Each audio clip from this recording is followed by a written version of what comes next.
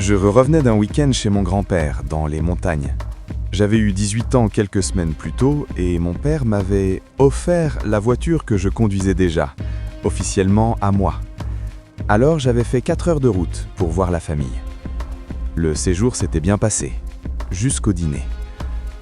Ce soir-là, j'ai dit quelque chose que mes oncles n'ont pas accepté. Cris, regard froid. Même mon grand-père m'a regardé différemment. Cette nuit-là, j'ai décidé de partir sans prévenir. Au lever du soleil, je roulais déjà. La lumière rose traversait les pins et pendant un instant, je me sentais enfin libre. Puis, bang! La voiture a ralenti d'un coup. J'ai réussi à me garer sur le bas-côté, au milieu d'une forêt épaisse. Je venais à peine de soupirer quand quelqu'un a frappé à ma vitre. Un homme, normal, sourire tranquille. En panne ? Je lui ai expliqué. Il m'a proposé de m'emmener en ville. J'ai regardé derrière, aucune voiture. Où est votre véhicule ? Je vais te montrer. Sors. Il a tapé le toit, puis il est parti sur la route. Et en une seconde, il avait disparu. Je suis resté dans la voiture, porte verrouillée.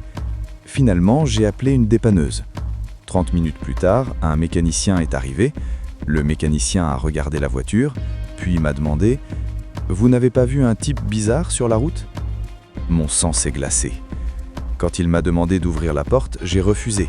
C'est là que j'ai vu l'autre homme sortir de la forêt derrière lui. Les deux me fixaient, sans bouger, sans respirer. J'ai appelé le secours. Puis la nuit est tombée. Le lendemain, ils étaient toujours là. Et ils n'étaient plus 2. Ils étaient 6. Ils entouraient la voiture, immobiles, silencieux.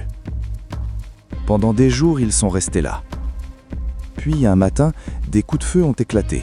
Des hommes du SWAT sont arrivés, les silhouettes sont tombées une par une. Un officier s'est approché de ma porte. « On va vous sortir de là. » Sa main a saisi la poignée, la mienne aussi. Puis je me suis arrêté, parce que j'ai regardé dans le rétroviseur et toutes les silhouettes étaient de nouveau debout, à me regarder. Je ne sais pas où je suis. S'il vous plaît, venez m'aider.